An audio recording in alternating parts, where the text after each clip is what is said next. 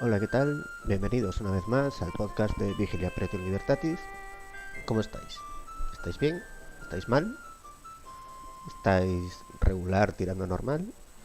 Bueno, vamos a empezar con esto. Eh, Sé que debería haber un menú o una especie de índice sobre los temas que voy a tratar, pero como lo hago sobre la marcha, pues tendría que grabar la presentación al final de todo y meterlo al principio, y es como más costoso en el programa de edición que estoy utilizando, que también lo estoy aprendiendo a utilizar sobre la marcha, por cierto, y por lo tanto pues mejor dejar la sorpresa de cómo irán las cosas, y ya veremos qué tal va saliendo. Vamos a hablar de China. Hay muchos chinos en China, pero no vamos a hablar de la cantidad de chinos que hay en China. Salió hace poco una noticia sobre... Bueno, sabemos que en China falsifican de todo. Conocemos las tiendas chinas que hay en muchos lugares. Y una gran industria de imitación de marcas, de cosas así, que afecta a otros ámbitos más allá de bolsos o aparatos de radio o algo así. Es muy curioso cómo esta industria de la falsificación va tocando cada vez más aspectos, y va comercializando cada vez más cosas, creando como una gran burbuja de falsedad y mentira. Desde hace poco han empezado a salir noticias de publicaciones académicas que incluyen trabajos académicos falsos. El sistema de recompensa y ascenso dentro de la educación universitaria china, de los institutos de investigación chinos, se basa en presentar estadísticas, presentar a tu jefe, a tu líder, Rojeras, estadísticas que digan pues cuántos trabajos has publicado, cuántas citas tienes en otros trabajos a tu nombre, etcétera. ¿Qué pasa? Que hay gente que se dedica a falsear esto. No falsear las estadísticas en sí, que también pagar sobornos y cosas así. Es decir, ahí todos están embadurnados. Sino coger revistas que ya existen y pues cambiar el texto, o sea, publicarlas de nuevo. Muchos trabajos científicos se hacen con datos falsos, se inventan los datos. Luego existe una enorme cantidad de gente que trabaja por dos duros, como negros, para que otros puedan firmar esos trabajos académicos, y empieza a ser problemático. Empieza a ser problemático porque en los últimos años ha habido un gran ascenso de publicaciones científicas hechas por autores chinos que no sabemos. Ahora hay que empezar a mirar cuáles son ciertas y cuáles son falsas, cosa que me parece un trabajo de chinos. Me parece muy gracioso, ¿no? Muy absurdo todo, ¿no? Porque, no sé, todo esto también hila con otras noticias que ha habido últimamente sobre falsificaciones chinas. Por ejemplo, pues este verano, en un sitio que tiene un nombre chino, que está en China, pues intervino carne que estaba etiquetada de una forma que no era la correcta. No solo eso, sino que hacían pasar carne de cerdo por carne de vaca, introduciendo pues elementos químicos, colorantes, derivados químicos que pueden ser peligrosos. Además, en un sitio en el que hay una importante minoría musulmana, una ciudad con una importante minoría musulmana, la ciudad se llama Xi'an. Claro, toda esta gente que estaba comprando carne, carne que creía que era de vaca, era realmente de cerdo, y por lo tanto en el ámbito religioso pues igual, no sé, igual estaban cometiendo un pecado, y no podrían ir al Valhalla Moro o algo así. Entonces, no solo es el único caso de este tipo, sino que también se estaban vendiendo en China, hacían pasar por carne de cordero lo que realmente era carne de rata, de cerdo y bisón, que manda narices. Bueno, y otras cosas curiosas sobre las falsificaciones chinas. Ya muchos conocéis las falsificaciones de reliquias milenarias en museos, que más falsos que un duro de 4 pesetas. Eran como, no sé, ir a una tienda de chinos, coger figuritas del Belén y decir, no, mira, esto lo hemos encontrado en un estrato sedimentario de hace 800 años. Bueno, es además alucinante cómo todos están en el lío. El director del museo, la gente que va a verlo, los periodistas. Claro, tiene que llegar gente de fuera y decir, oye, mira, viviste una gran mentira, cabrones. Y además hay otra cosa más. Ah, sí. En lo que a falsificaciones chinas se refiere, lo que se lleva a la palma es eh, lo del museo, lo del zoológico. Un zoológico, ahora no sé, no me acuerdo dónde era, pero era un zoológico en el que en la caja de los leopardos había perros, en la caja de los lobos había perros, en la caja de los leones había perros. Hay una raza de un perro tibetano, un mastín tibetano, un dogo tibetano, que es muy peluda, por sitio frío, pelo, un animal de sangre caliente, pues vale, normal. Tenía tanto pelo que a unos chinos les pareció bien que esto cuela como león, lo ponemos aquí, no dar de comer a los leones, ¿no? O sea, galletitas, que es, bueno, todo es así, todo funciona con mentiras y un sistema profundamente corrupto. Hay mucha mierda para repartir en China, mucha mierda.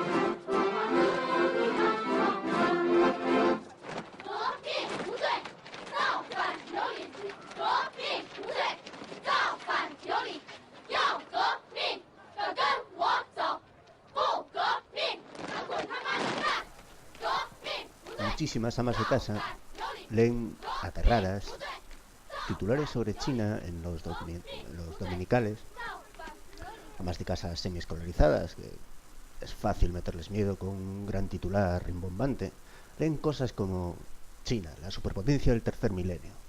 Claro, la gente ante esto ve también la cantidad enorme de chinos que trabajan por 2 duros, en condiciones de esclavitud. Dice, claro, contra estos no podemos, estamos perdiditos. Muchos chinos en China, una mano de obra esclava, Occidente se derrumba. Occidente se derrumba, los bárbaros están en las puertas. Yo insisto en que China, para lo que es, para las cifras que maneja, para las cantidades que maneja, ya es la segunda nación del mundo el segundo país del mundo con mayor PIB, el segundo, y no olvidemos que tiene 1.300 millones de habitantes, es decir, es un país subdesarrollado, básicamente, es un país tercermundista. Pues para las cantidades que maneja, es un país que ha fracasado mucho en muchos aspectos y que no tiene visos de mejora en aspectos esenciales, como por ejemplo la desigualdad de ingresos.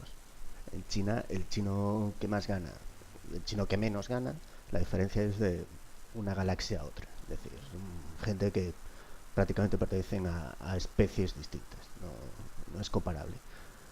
China es un país que no solo tiene una gran desigualdad económica respecto a la gente que vive en las grandes ciudades de la costa y la gente que vive en el mundo rural del interior. El interior chino son zonas muy escarpadas, desérticas, de alta montaña, que están prácticamente vacías, tienen muy poca densidad de población y donde la gente pues, sigue viviendo como en la Edad Media, como en la Edad Media china, que es peor que la nuestra, yo creo. Y claro, China vive mucho del cuento de somos una nación milenaria, aquí surge la civilización en el Extremo Oriente. En realidad, como sucedía con la Unión Soviética, esa cultura de la mentira y de la corrupción que está extendida en todos los ámbitos de la vida china, también está en la marca china. Existe una marca España, hablemos de una marca china. También está ahí. Es decir, China es un país que no puede evitar tratar de invertir mucho en propaganda, en publicidad. Está comprando por 4 duros muchos países africanos y hispanoamericanos. Igual que sucedía con la Unión Soviética, cuando empezamos a saber lo que estaba sucediendo en la Unión Soviética, las estadísticas de la Unión Soviética a partir de la apertura en los años 80, que la Unión Soviética vivía de la marca Unión Soviética, vivía de la mentira, de decir que está en igualdad de condiciones con los Estados Unidos, el mundo era bipolar. El gran cuento, la gran mentira de la Guerra Fría es decirnos que el mundo era bipolar, que había pues, Estados Unidos y sus satélites, la Unión Soviética y sus satélites. Bueno, a partir de los años 80 se supo que la Unión Soviética tenía un PIB que no iba mucho más allá del PIB de Holanda, un país con 10 veces menos población que ellos, que el Imperio del Mal. China había un poco también de este cuento. Existe una serie de desigualdades dentro de China que no hacen frente, pero que ya empieza a hacerles mella. Ya se empiezan a ver como pues, hay minorías religiosas, como hay minorías deprimidas económicamente, que pues protestan, que son reprimidas con mucha dureza, y hace aguas de la unidad del Estado chino. China en chino, la traducción sería imperio del centro. Ellos son el centro del mundo, ellos irradian hacia el exterior, no porque nunca fueron muy del exterior, son muy racistas, siempre lo han sido, eso no es cosa actual, pero sí que dentro de sus fronteras pues está Pekín, la capital, y luego pues la gente de fuera que es como que aspira a formar parte de la capital. Las tensiones centro-periferia en China pues son millones de veces más acentuadas que, por ejemplo, en España, que están en los periódicos todos los días, este tipo de tensiones. España es un país muy, muy homogéneo en comparación con China. China, a poco que haya debilidad en el gobierno y la represión afloje porque no les quede más remedio, pues por presión exterior o de grupos del interior, China, pues yo creo que es posible que empiece a fracturarse e incluso experimentar con cosas raras que no han sucedido en el pasado, es decir, una vuelta a ciudades-estado unidas por algún tipo de acuerdo económico. Están experimentando con zonas de libre comercio en las grandes de libre comercio y de cierta apertura política en las grandes metrópolis, Shanghái, Hong Kong, Cantón. Ya veremos, ya veremos. Ya veremos si puede pervivir mucho este sistema centralista enorme, sistema centralista, ya digo, e insisto en ello, basado en la gran mentira de la unidad china. China es un país que reconoce oficialmente 56 minorías nacionales, que a su vez tiene pues miles de minorías étnicas, podríamos decir, basándonos en un criterio lingüístico. Eso puede empezar a hacer aguas por todas partes. Empezar a hacer aguas por todas partes por las razones históricas de siempre. Es decir, la gente quiere comer. Y no solo la gente quiere comer, sino que la gente que quiere comer no soporta ver a otros llenándose la panza. Eso es parte del motor de los conflictos históricos.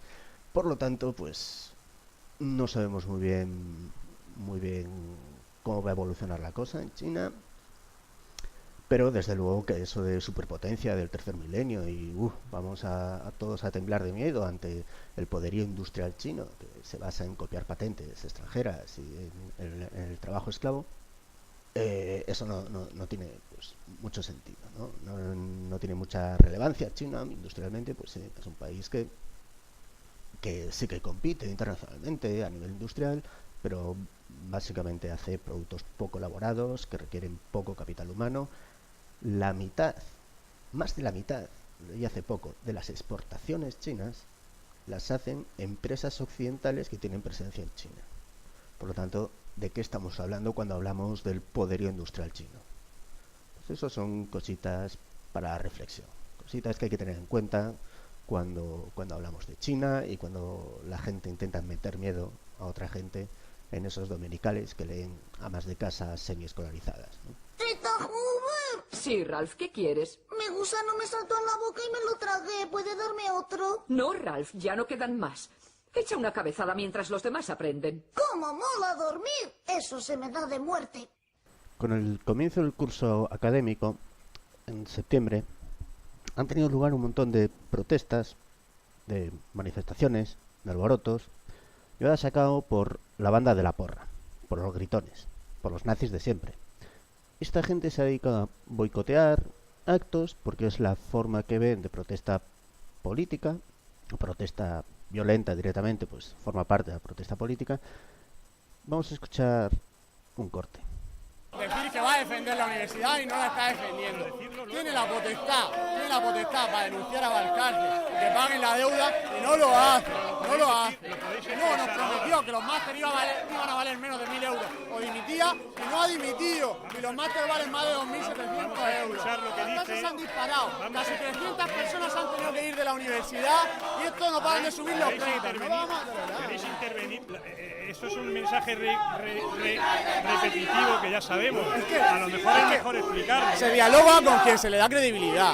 O sea, a los rectores no os damos credibilidad. Sois cómplices. ¿De verdad quiere que se inaugure la universidad con normalidad cuando hay más de 800.000 personas de este curso en toda España que no pueden seguir la carrera? ¿Tú sabes cuántas? ¿De verdad? No puede ser, no podemos tolerar eso, no podemos tolerarlo. No es fácil contraargumentar el discurso de estos futuros parados que estaban liando la parda. Existe una idea funcionando en la calle, dentro de un conjunto de una visión del mundo, por la cual pues, la gente tiene derecho a estudiar en una universidad pública y la obligación de ejercer ese derecho. Por lo tanto, todo el mundo debe asistir a esa universidad, sacar una carrera y que luego la sociedad le dé un trabajo porque sí, porque le ha hecho un favor a la sociedad. Porque le ha hecho un favor a la sociedad en el sentido de estudiar una carrera, tengo un título, luego me merezco un trabajo.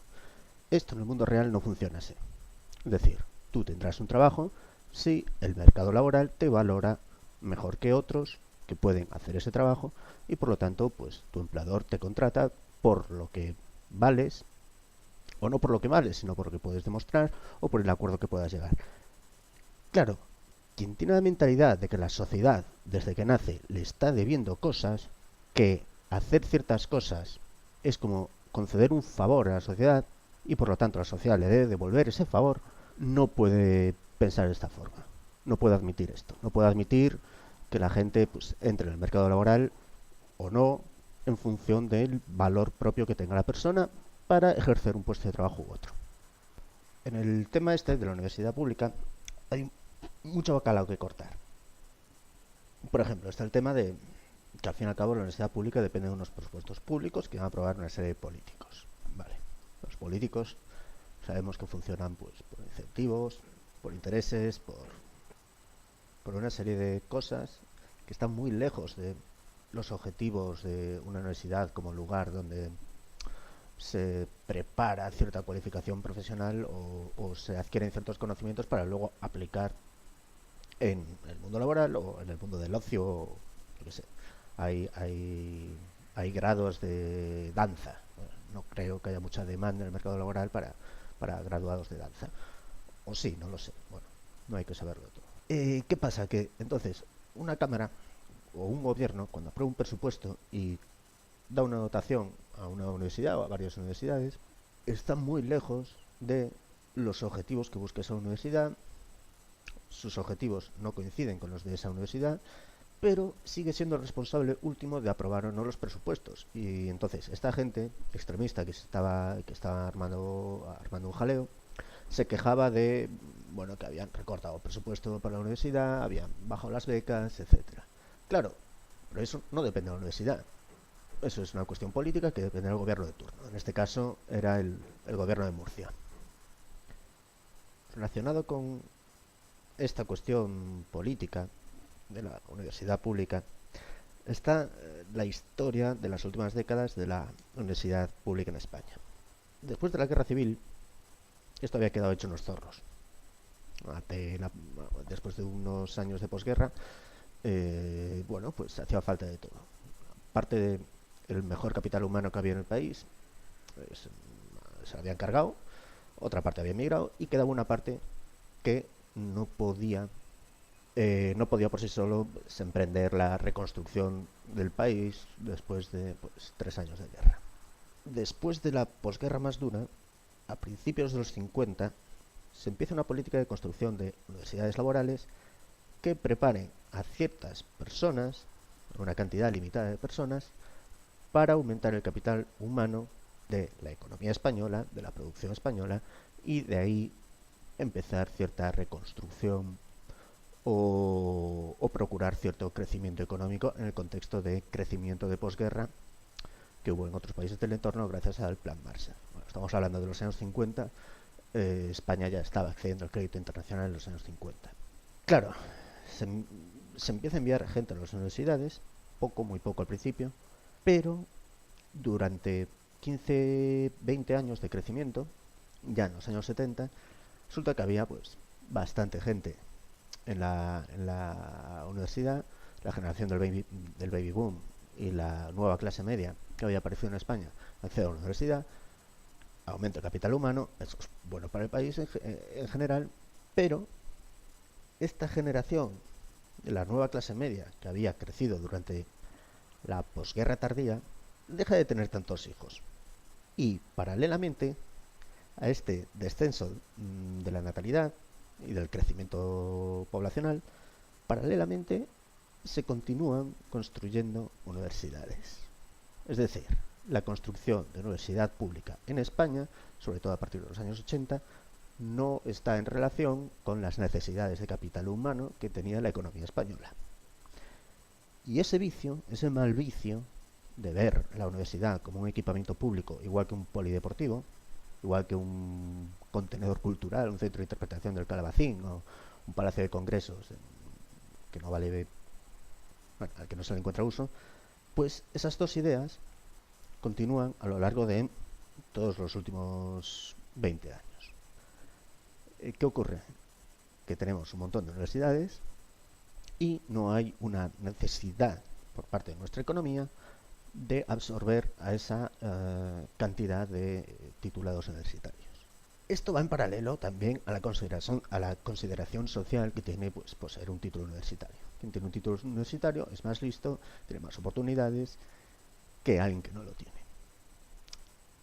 Esto normalmente, lo de las oportunidades de trabajo, en un país normal, y no digo que España no lo sea, pero la frase en un país normal es muy usada, está muy bien.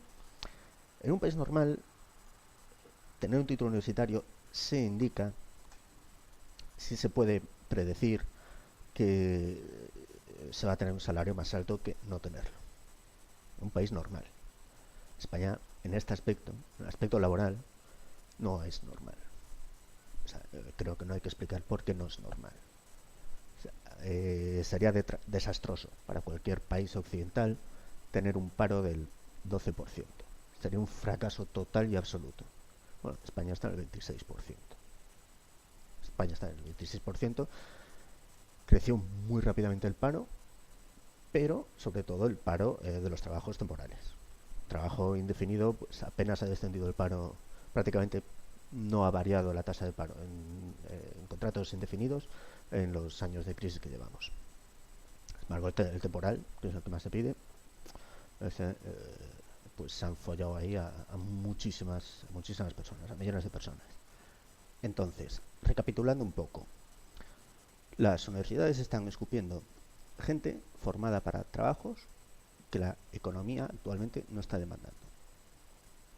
Existe una carencia, por lo tanto, en el capital humano. Esto afecta también, desde luego, a cómo va toda la economía, no ya a la recuperación de la crisis, sino a la recuperación de esa cosa tan extraña que tiene España, que es tener un paro propio de una ciudad precipitadamente desmilitarizada en un conflicto bélico. Tenemos también que las universidades responden a intereses políticos, no responden a intereses ni de la economía, como dicen los de la banda de la porra, que siempre tienen una teoría conspiranoica. Hay ciertos poderes en la cumbre, una cierta oligarquía de reptilianos que están haciendo que la universidad solamente sirva para las grandes para las grandes multinacionales, para tener mano de obra esclava o algo así, ¿no? Cosas muy extrañas. Yo creo que nadie quiere que, por ejemplo, algo aparentemente inútil como filosofía, pues nadie quiere que esos estudios universitarios desaparezcan. Seguramente hay demanda para filosofía, igual que para danza, pero no tanta demanda como para tener una facultad de filosofía o de danza en cada capital de provincia. Es que ahí está parte de la clave, ¿no? en la administración de los recursos. Otro punto, que la evolución demográfica en España ha llevado a una sobreequipación universitaria. Se han construido universidades como setas y se está tirando el dinero en muchas cosas que podría tener un uso más eficiente de ese dinero con economías de escala. Pues a lo mejor, pues en lugar de tener departamentos administrativos en 3 provincias que están una al lado de otra, pues con tener un departamento administrativo para los 3 campus, pues a lo mejor se podría ahorrar parte del dinero ahí. Hay que recordar que la inmensa parte del gasto universitario es gasto en salarios, pues, ya no solo de profesores, que es la parte que se ve, sino salarios pues de auxiliares y de administrativos, etcétera. Claro, esta sobreequipación, el hecho de tener una universidad en cada provincia, como mínimo, hay provincias muy pobladas que puede que sea necesario tener media docena de universidades. Sí, muy posiblemente, sí, en Madrid y Barcelona probablemente haya una necesidad de muchas universidades, de 3 o 4. Pero esta sobreequipación universitaria, lo que quería decir es que también mete en la cabeza a la gente una idea muy extraña, que es la nula movilidad geográfica. Esa idea que tenemos de crecer en una ciudad, estudiar en la ciudad, trabajar en la misma ciudad, pues eso es algo que está muy bien, a mí me gusta eso, pero entiendo que es una barrera a la hora de pues, acceder al mercado laboral. Es una barrera. Y es una barrera también a la hora de mejorar la situación laboral de una persona. Y hay otro punto que no he tratado antes, que es muy curioso porque es algo que debería de reclamar la izquierda, si fuera progresista, y no la reclama. Que es que las tasas universitarias responden a una política regresiva. ¿Qué quiere decir esto? Pues que redistribuye de los pobres hacia los ricos. No es progresiva. El coste universitario para el cliente, para el ciudadano que tiene derecho a estudiar en universidad pública, es regresiva. Hay gente que estudia gracias o con ayuda de una beca para transporte, por ejemplo, para ayudar al pago de alquiler o al pago de un colegio mayor, no es consciente hasta qué punto ellos que necesitan esa ayuda, que sin esa ayuda no llegan a fin de mes, o se tendrían que buscar un trabajo, Dios mío, buscar un trabajo para pagar la universidad, Dios mío, es horrible ese panorama, no saben hasta qué punto ellos están haciendo que otra gente más pobre les esté pagando eso. Cuando estos futuros parados que estaban gritando y aporreando en el acto inaugural del curso académico en Cartagena se quejaban de que las tasas de matriculación habían subido de 1.000 a 2.000 y pico euros, bueno, que habría que ver ese dato. Yo en principio no me fío de esta gente, pero sabemos que sí, que las tasas han subido en muchos sitios. Bien, se quejaban de que las tasas habían subido, pero es que incluso con la subida, la mayor parte del coste de esa tasa de matriculación está subvencionado, sigue subvencionado. ¿Subvencionado por qué? Pues básicamente por gente que no estudia en la universidad, que es la mayoría de la gente. seguimos con esa idea de la condición social, de la consideración social, de decir, no, es que yo tengo que estudiar así, hacer un futuro mejor, vale, es cierto, pero en lugar de yo pagarme esos estudios, como es un derecho que viene de Dios o de, no sé, del mono pelao, o de Tulu, pues como es un derecho, otros me lo tienen que pagar. Y ahí es donde estos extremistas de izquierda fallan. Fallan porque están promoviendo una política regresiva. Sería mejor para la gente que menos tiene, si se hicieran también las cosas como deben hacerse, que las tasas de matrícula fueran incluso más caras de lo que son con las subidas últimas que hubo estos años. Otros no te tienen que pagar la matrícula. Claro, esto tiene una respuesta muy evidente. Yo tengo derecho a esto. Por lo tanto que me lo pague el Estado. Me lo pague el Estado, esto debe ser gratis para todo el mundo que quiera. Con esta idea del gratis total, pues seguimos. Yo entiendo que en una sociedad tan dramáticamente dependiente del poder público, la idea de pagar el coste universitario tiene muy pocos adeptos. Pero es que incluso hay otras fórmulas.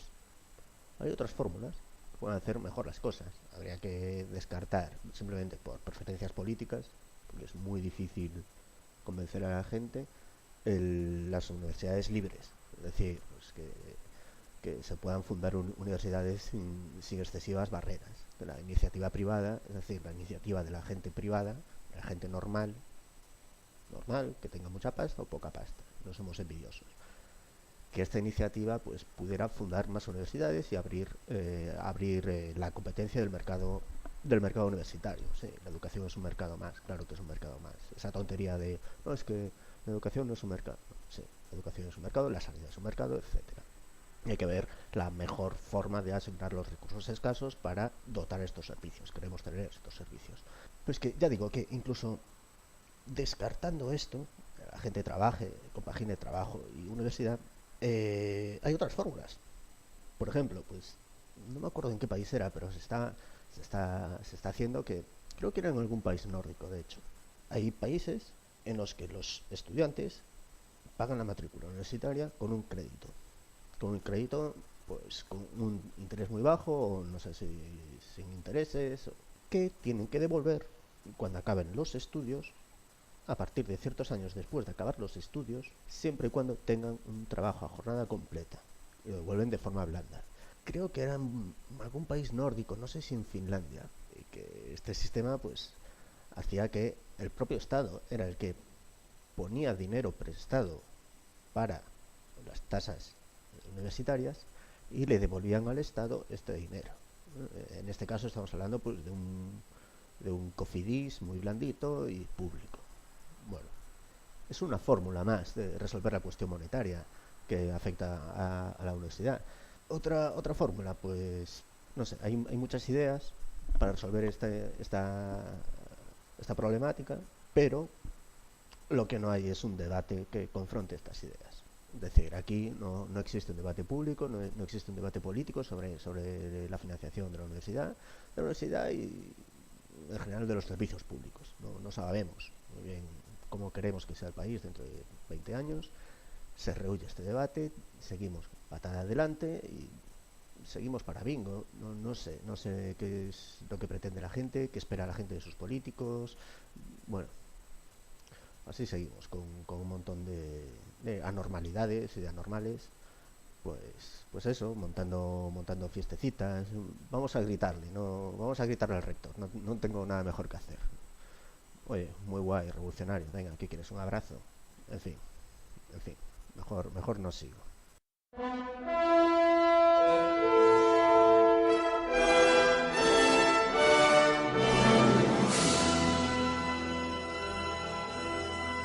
Bueno, como habéis visto, esto está quedando bastante largo, así que voy a cortar aquí. Seguiremos en otra ocasión. Intentaré con más cosas graciosas y con más temas chispeantes, cortitos y no tratados de forma tan casi monográfica. Recordad que podéis comentarme cosas, hacerme sugerencias, mandarme jamones, la página de Facebook de Crónicas del Mundo Feliz por Twitter, también podéis leer en el blog y nada, y espero que os haya gustado y nos volvemos a ver en otra ocasión más propicia, si cabe. Adiós.